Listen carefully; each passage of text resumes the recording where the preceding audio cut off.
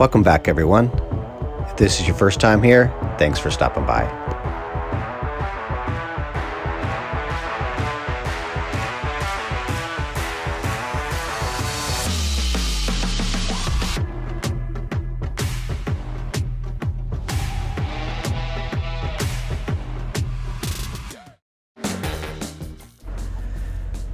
Unfortunately, during this segment, I had the generator running through its last little bits of fuel, so the audio didn't really turn out all that great. So I'll just give you some nice music to listen to as we kind of just give you a quick fast forward.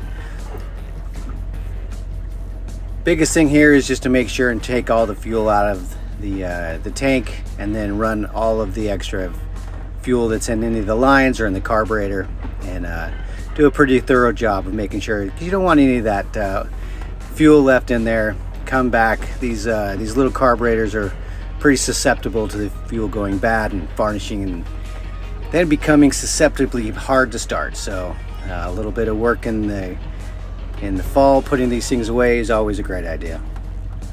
Hope everybody has a great one.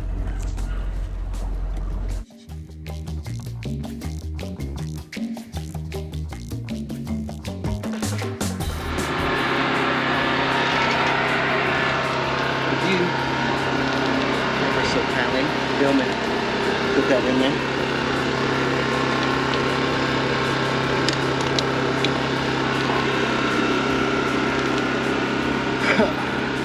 Look at that trick. No, that's probably not. Okay. There we go. I don't know if it can spin. Does it need to? No. Okay.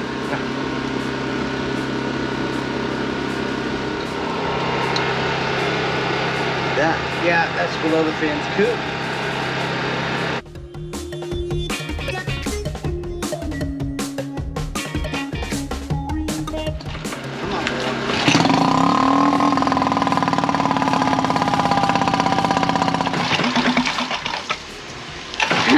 There's always a little juice. Always just a little more fuel in there. Or gas. Yep.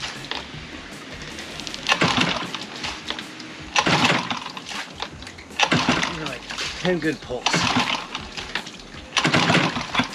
Huh.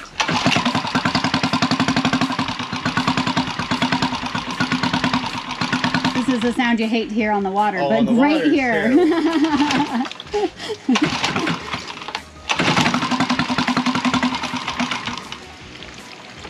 Running it out.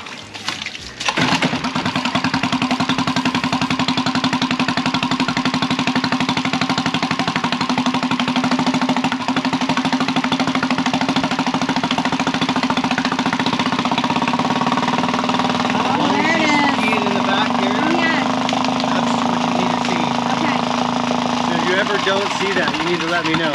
Okay. Because there's actually an impeller inside. Yeah, that's lubricating with water. Well, it's cooling. Yeah, cooling. Yeah, it's okay. liquid cooled, so.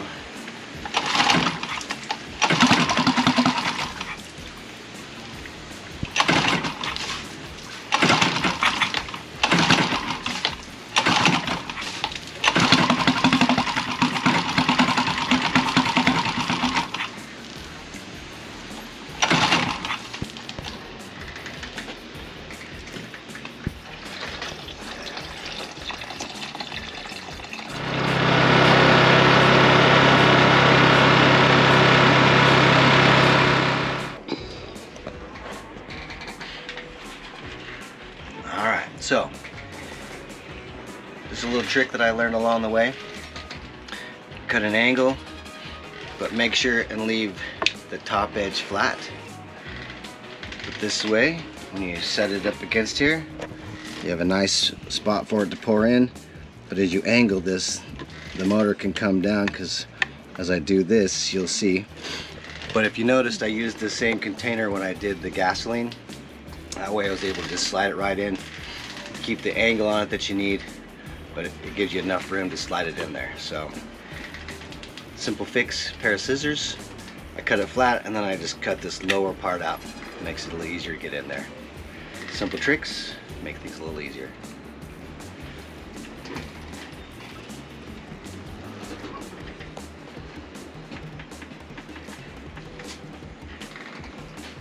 Make sure these feet are all right. right side. Okay, good.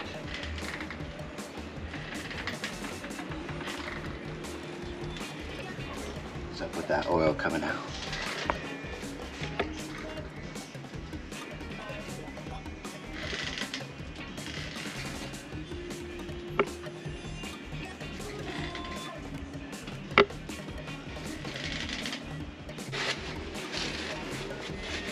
No Nice. muss, no fuss.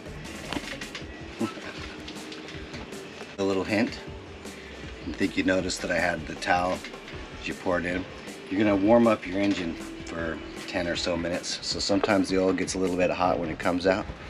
So just make sure and give yourself a little hot pad on your oil. That way it doesn't matter. You don't want it too hot when it's pouring out, but you never know. So I just like to kind of pat it out. No biggie. So you use your cylinder here and you measure 440 milliliters, and then you pour it straight into here after we're done with that.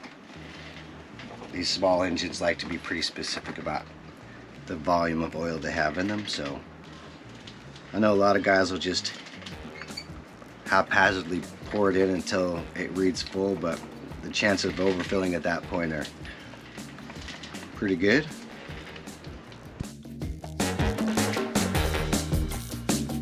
And if you were questioning whether the oil was needing to be changed, here's a perfect illustration. Old oil, new oil.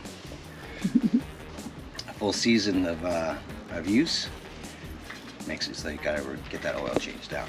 So there you go. Peace.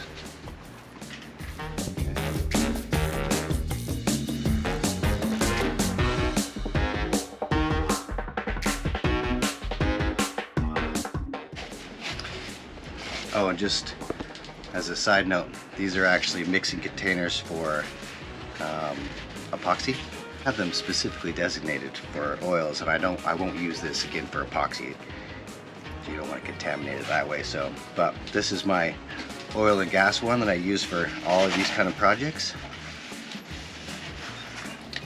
And we'll just clean that up later. All right, as we all know, every manufacturer has a different recommendation, whether you screw the dipstick in, whether you just put it in to where it makes contact.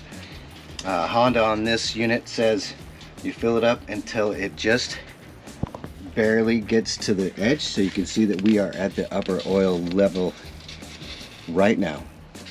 So there you go, looks just like the picture in the owner's manual. Sweet. Now we just screw this in. How tight, you say? About that tight. Next job, as you know, is going to be the air filter. Super simple. Big screw, slide a screwdriver.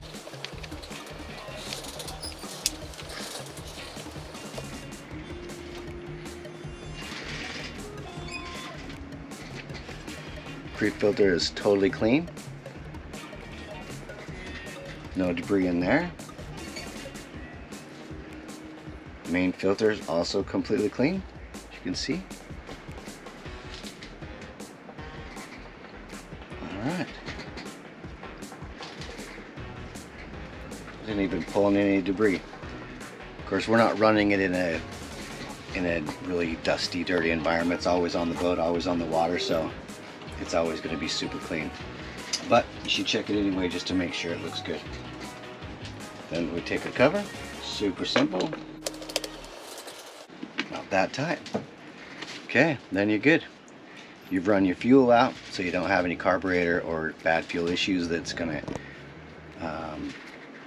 varnish. The fuel's not gonna varnish inside of any of your tubes or any of your carburetor. You've got the oil changed. You've checked your air filter yet again. So, and spark's good. It's running well. So now she's ready to stow away for the winter. All right, peace. It's tight. Too tight. It's in off position. All right. Now, what I'm gonna do with this. Now, a arranging any locker is always a problem on the boat. Storage, especially in our 43-foot boat, storage is not vast. We don't have vast amounts of storage. So you'll notice that everything that's in from here to there, all of this, not this, but everything else right here is going to fit in this one locker with what's already in there. 4 oil cans, a generator, and 2 big bins of tools. And they all fit in. Let's hopefully I can get it done.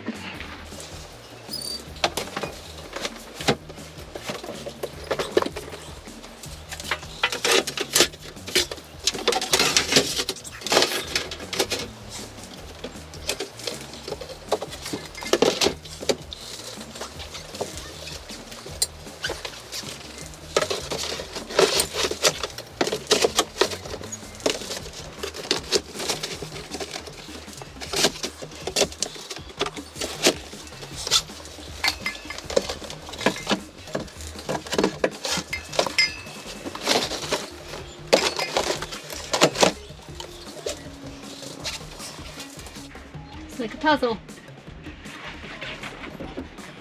Don't forget one last one. Oh yeah. Just like that.